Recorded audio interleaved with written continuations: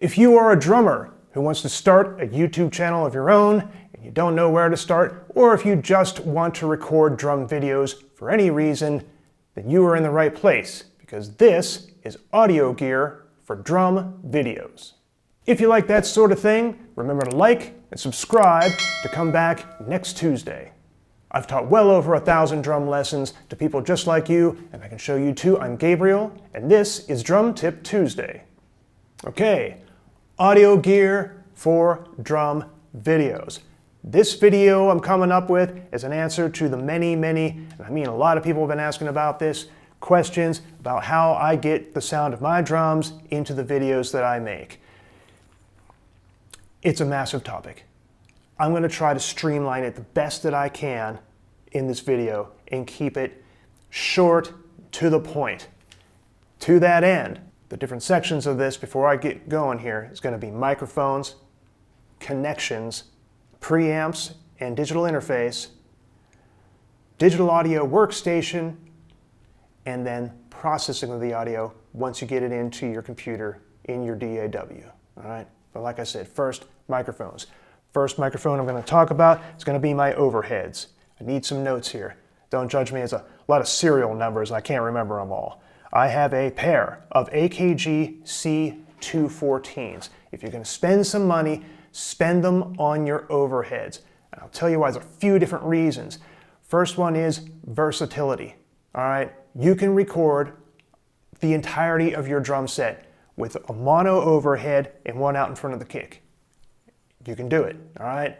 You just have to adjust the space between them, record it, sample it, a lot more processing of the audio once it hits your computer, but it can totally be done. And as long as you can do it anyways, you might as well put a little bit of money into it.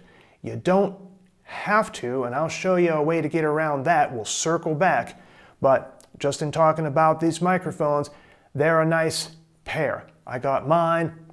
They were something called, I think it's open box or whatever, which means the music store I bought it from, they just opened them, demonstrated them. They might be been a floor demo model, then they put them back in the box. They were never actually sold to anybody. They reduced the price, which was $700 for the pair.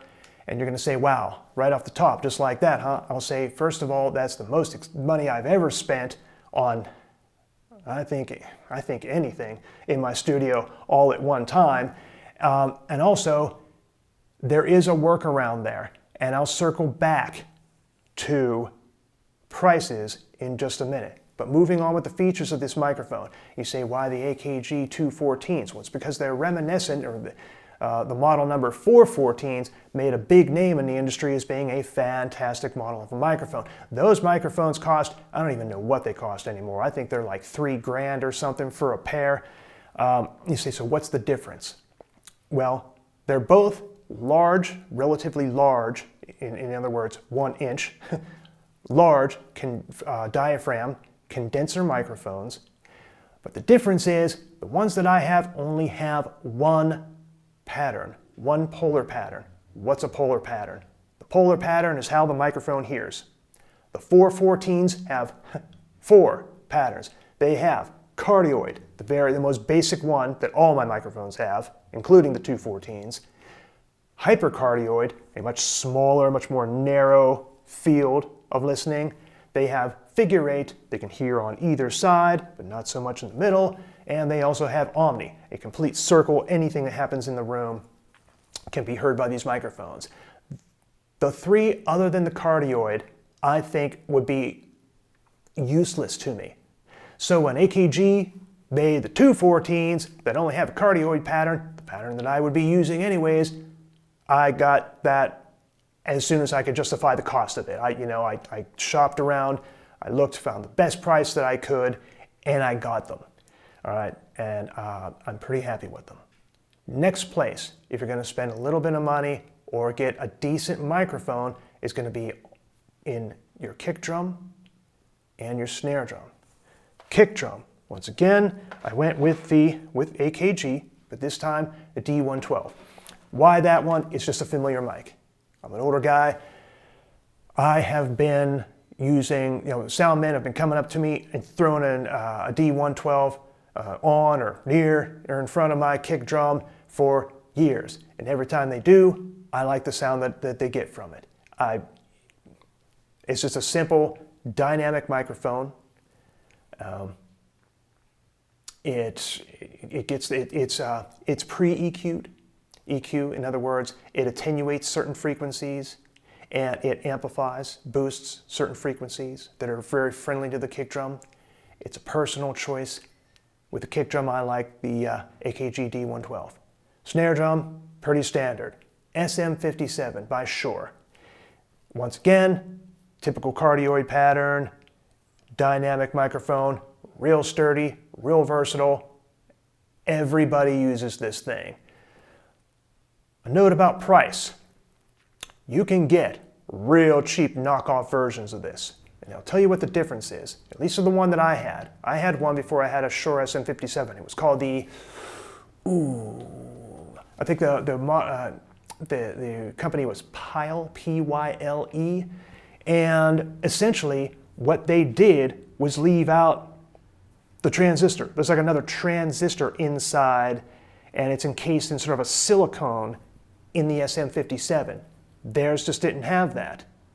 It sounded good to me, and I used it for a lot of recordings. Up until like 3 years ago, I think I was still using that thing. And here's the kick.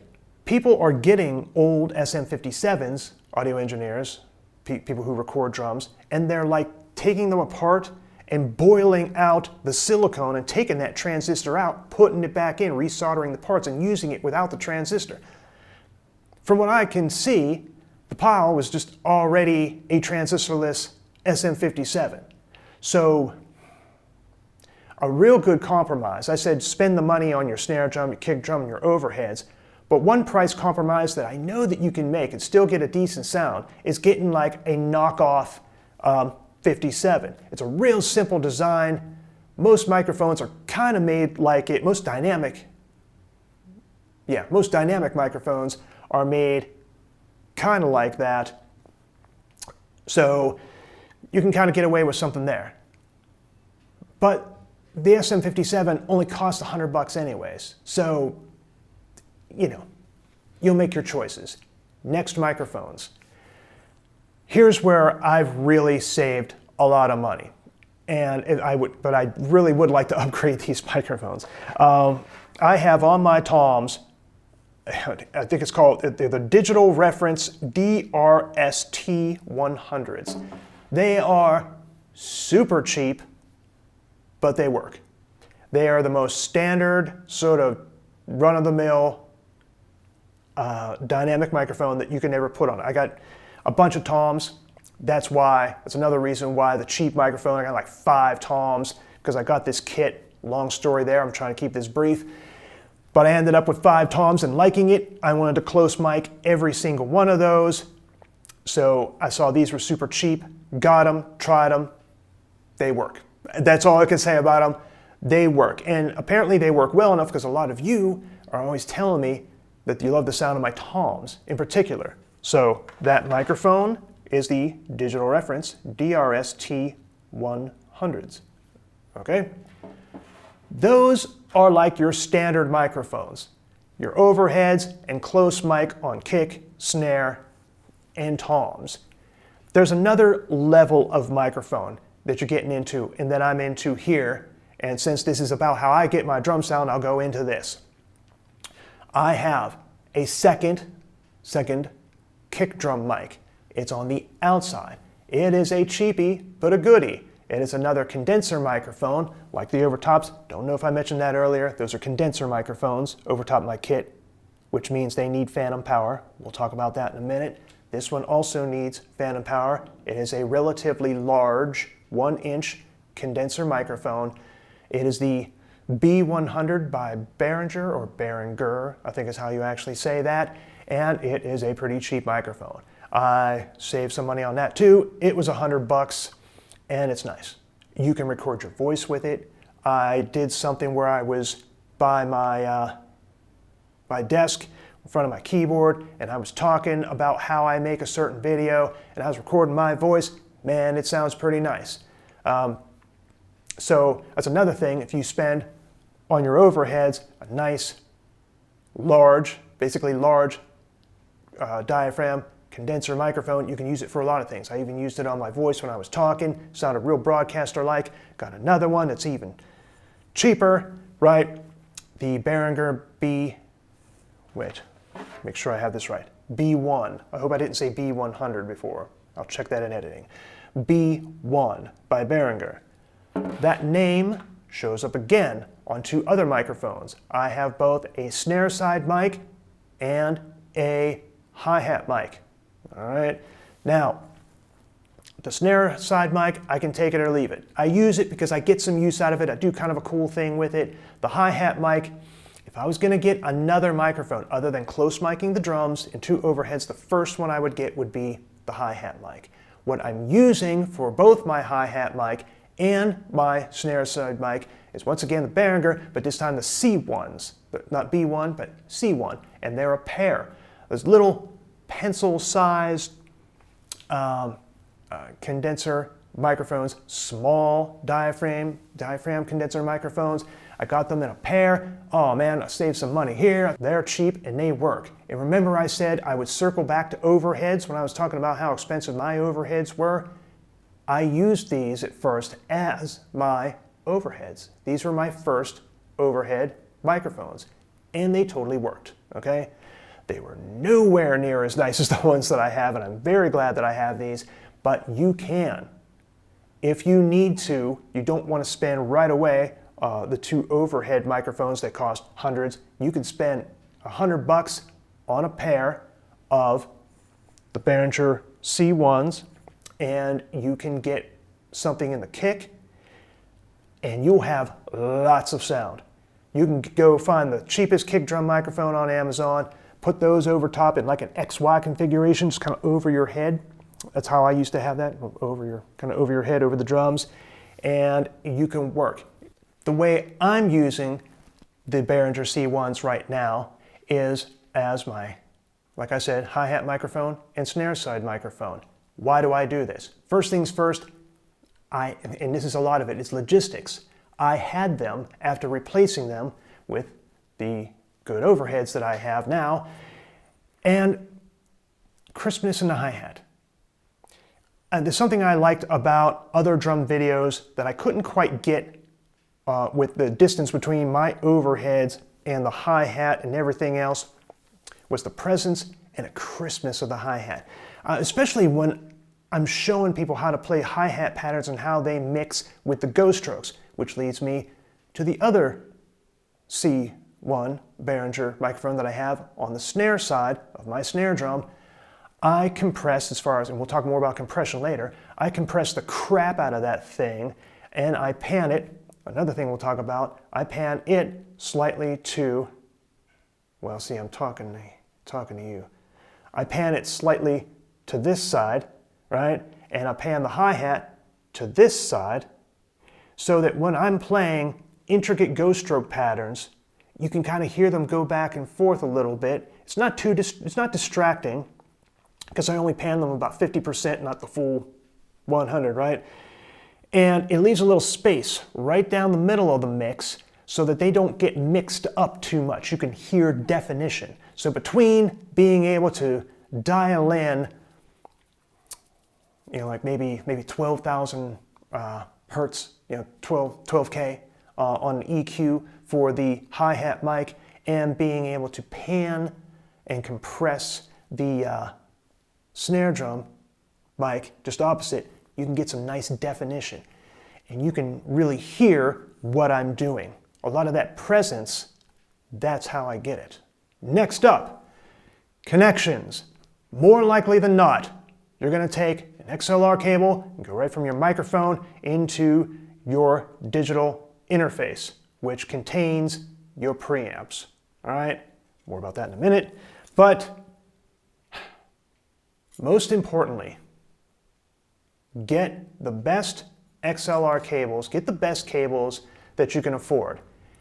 Do not be fooled, however, by the price. I'm going to show you something here. This is very important. Cables are important. These, come in closer. these cables. Don't get these, all right? Now you know what they look like, right? Now you know what not to get. Here's the thing. You are going to be shown these in almost every music store that you go into. It seems like these things are the home studio standard of all walk-in music stores. And it doesn't matter which one it is. Like every time I go into a music store anywhere, they got these things, and they're really expensive and they're garbage. They don't make good connection. You plug them in, they'll connect. Seems like they work. Great. 3 months, 6 months, a year from now, you'll be trying to edit something, and you'll notice as soon as you hit the playback, you hear this kind of thing going on in the track, and you're looking all over your studio for why that is. You're looking in your computer, you're looking at inside your mics, you're cleaning out, you're like, what is going on? It's your cable. It's your crappy cable. Something that you can do. There's a couple things you can do. First of all, if you already unfortunately purchased this for way too much money, you can tape this to the microphone and it'll never vibrate free. You're playing drums, you don't have to hit your microphone to vibrate these things free. You're just playing the drums. They're probably sitting on a clip that's clipped to your drums. Even if it's on a mic stand, you're vibrating this thing. They're gonna peter out on you, okay? You can tape them on there. I have 2 more still on my kit that I can't wait to replace. It's just not high on the priority list right now since I've learned how to deal with them by taping them to the mics so that they stay steady, right? Another way that you avoid this is by not purchasing them at all. And I'd like to show you this. Coming closer. These by Monoprice. Monoprice.com. Okay? They have their own, it's a strange thing. They have their own website, but so many times you can't go to their website and find all the stuff that they have. I found that you can do a search, use the Google search engine to just search for mic cables, and you'll see cables that look like this. I hope I gave you a nice close-up there. You see cables that look like this. You could search Monoprice, one word, and XLR cables, and it'll take you to like a secret page that you can't find through their website, or you can go onto Amazon, and they'll sell a lot of their stuff on Amazon. The thing about these is that they are fantastic. These cables, you can feel how weighty they are. You can see how well they're put together. They are beasts compared to the other ones I had a second ago, and they're a fraction of the price. Next thing, you probably need cables that are longer than you think, okay? If your computer is a couple feet away from your drums, you're gonna need at least a 10-foot cable, okay? Don't think, okay, my drums are here, that's only 5 foot there, I'll get a 6-foot cable, yeah, we're good. No, it doesn't work like that. Your cables, especially if you're making drum videos, you want to swoop them around a little bit. You want them to, they don't go straight over to the desk, they go down to the ground.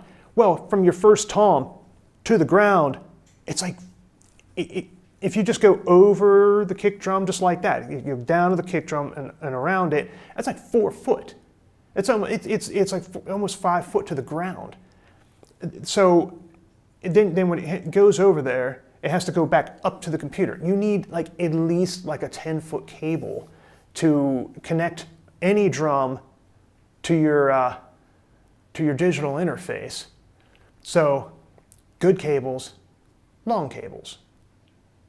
Okay, third topic. I'm going to slam these things together here in part 3 of this video, and that is your preamp, your digital interface, and a concept known as gain staging. All right, you are always staging gain from here on out, and I'll just try to sum that up right now. You try to get as much volume without overdoing it, without clipping as you can from one part of this audio chain to the next. First thing is in the microphone. The dynamic microphones that we discussed back there don't need anything. You just plug them in. The condenser microphones, which those nice overheads, and those 2 little microphones that are on the hi-hat and snare drum that I use, and the kick drum microphone in the front are all condenser microphones. They need phantom power. That's a switch that you'll find on your digital interface. I'm using the Quantum 2626. It's a personal choice. It's just what I need. I like a little bit of outboard gear. It has some ins and outs that I think are fascinating and help me play with like outboard compressors and EQs and things like that. It's not important to most people. Once you get the audio into your digital audio workstation, you have everything you need inside there. You do not need to get outboard gear, all right? I just use some of it because I like it, all right? Gain staging, preamps. Preamps come with this interface and will almost definitely come with yours. As a matter of fact, I'm just going to say at this point, definitely will come with yours. Any digital interface without preamps for a home studio is just like, I don't know, it almost doesn't exist because people don't even know that that there's separate things going on. They just work so nice as a package. But as long as we're talking about it, I use external preamps and then use a light tube, just a little digital light, little red light tube that goes from the preamp strip into my digital interface because I have, well, first of all, so many inputs, like 13 mics, and then I have a couple pieces of outboard gear, and I like to just run those through the PreSonus and then use the Behringer ADA 8200. I have two of those, and plug those into the interface, and I keep them separate. I just like it that way. It's just kind of where I am right now. Things are always changing, and as long as we're talking about that, gain staging, phantom power is in the preamps. I just hit a button, phantom power is on. It just means that those microphones, condenser microphones, need power to amplify, to capture sound at all. All microphones need to be preamplified, which just means that you take mic level and boost it to line level.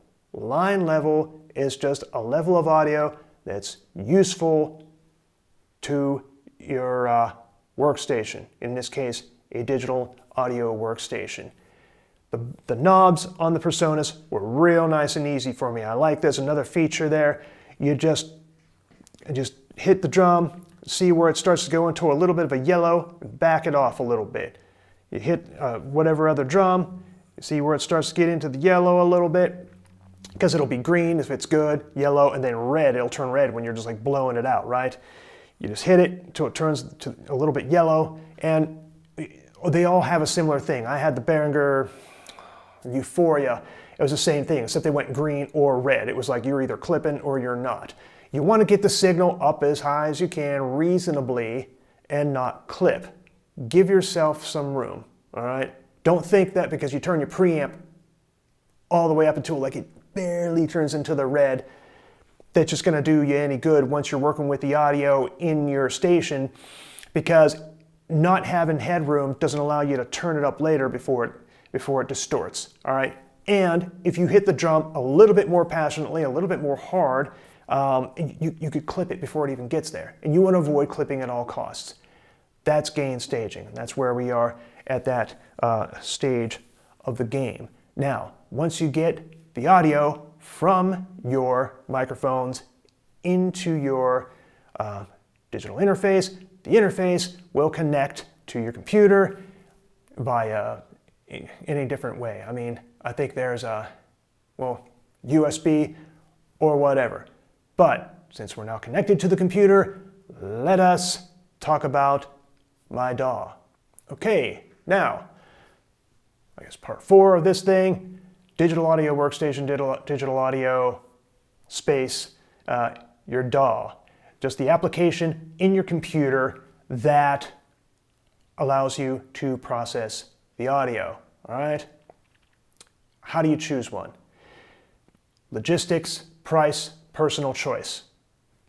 That's all there is to it. Logistics and price come up first. When you got your interface, it probably came with some software.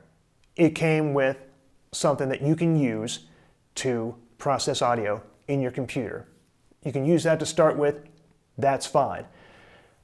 When you're ready for something that's more, I guess, professional, provided that you didn't get Pro Tools with your unit, you can try either Pro Tools, something like that, or something that I go with, and I'm just going to say right now, I'm a Reaper guy.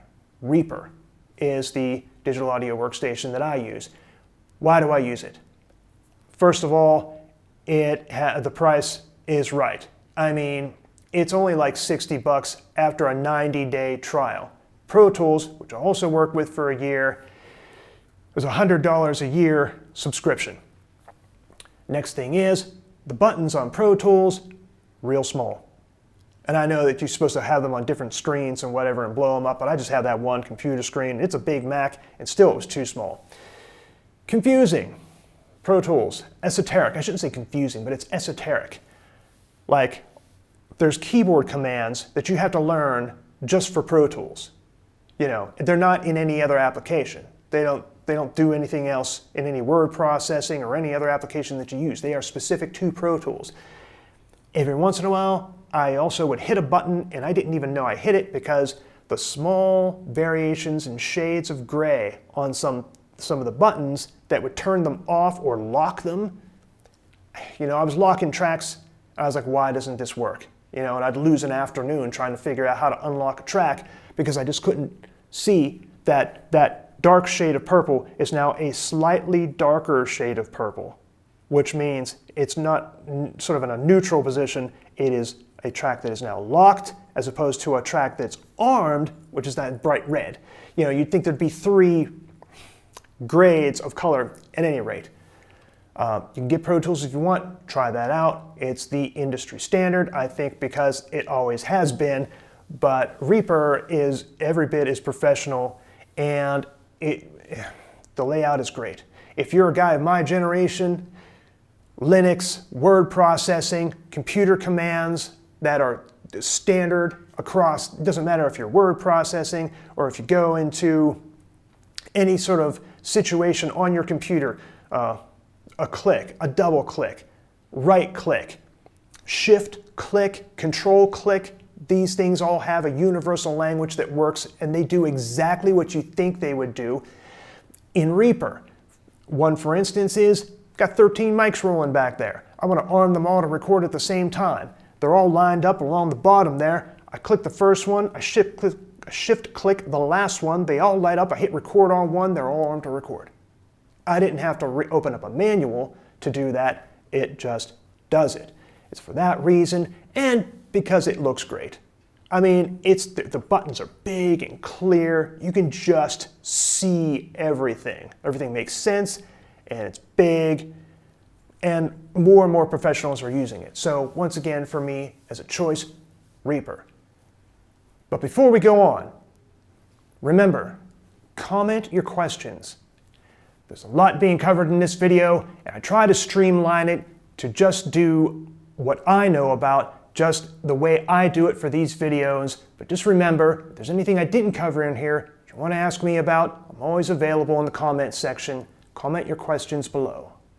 And finally, processing of audio once it's in your computer, all right? The first thing I'm going to talk about, once again, is this gain staging. So, levels. That's the first thing I adjust when I go to get a sound. I just get on my computer and I open up what I just recorded and I say, okay, well, the snare drum doesn't really sound like that. That's too loud. I just try to get it to sound the way drums sound to me, you know?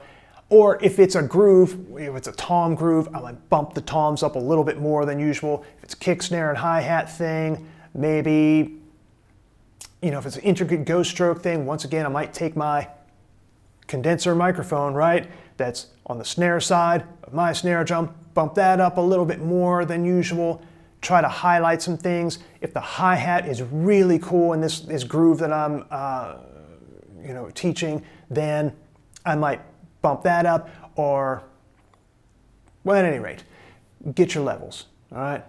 Next thing I do is pan. And I just pan, and this is important. I assume that most people watching these videos are guys who are taking drum lessons or interested in learning drums. They're not an audience from the other side of the drums watching me play drums.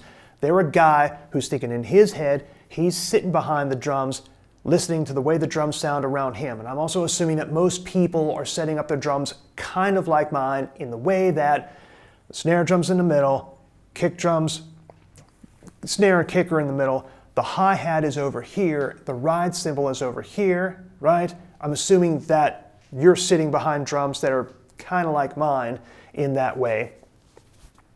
And I'm panning for that. In other words, like if you were going to create something for an audience, you'd want to reverse that, as if they're in front of the drums.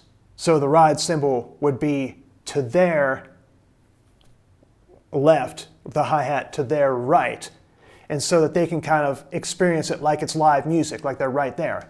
I keep mine from performer perspective because I'm sharing this information with performers most of the time, right? So I have my overheads set up. I pan them completely, 100% left and right, as if I'm sitting behind the kit. I pan the hi-hat over this way. I pan, because of the ghost strokes, even though the main snare is right in the middle, the main kick and the secondary kick is right down the center, I'll pan the snare drum, the snare side, right? The second snare drum mic, slightly over to this side. Remember to keep that space in the middle. If it's cool, hi-hat, ghost stroke sort of thing, that gives me a little space. I like the way it sounds. Then I take the toms and I pan those. My toms are a little different than most people, but I take the toms that are mounted on this side of me and I pan them each one, this tom here, like 50%. And then I have, you know, the first floor tom might be 75%, the second floor tom 100%. You know, it's panned completely over here. It's not in this ear at all. I have a one tom over here. I pan that equivalent to the way I have my 14 panned. So considering the gain staging, right, getting the levels, and then pan. Now, there's some important things as far as processing the tracks individually. Most of the time, and I don't feel like I'm unique here in any way, but most of the time I'm working with two different things, compression and EQ, right? Compressing levels, in other words, getting them to exist in an audio space without being too drastic, and EQ, attenuating and accentuating frequencies to make the drum sound the way it sounds in the room with me, or just otherwise pleasing as it comes out of the speakers. What I compress, both kick drum mics, both snare drum mics, usually, certainly both overheads. That's where I put the compression, to varying degrees. Where I put the EQ, toms. Toms are notorious for having boom, like a ring. First of all, tune your toms properly. You'll figure out how to tune your toms so that they, well, you gotta tune the instrument first. This isn't a video about that, so we'll go on to EQ. Then, using as little EQ as possible, boost the pleasing frequency of the drum and attenuate or bring down the more annoying frequency.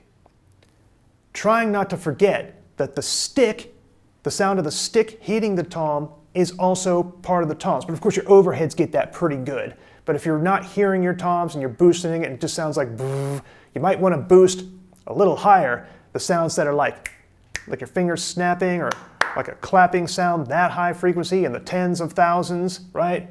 Bring that up a little bit and you can hear some stick definition. This isn't a whole tutorial about that, but we'll just say, work with your EQ, figure out how to EQ, do it mostly to your toms.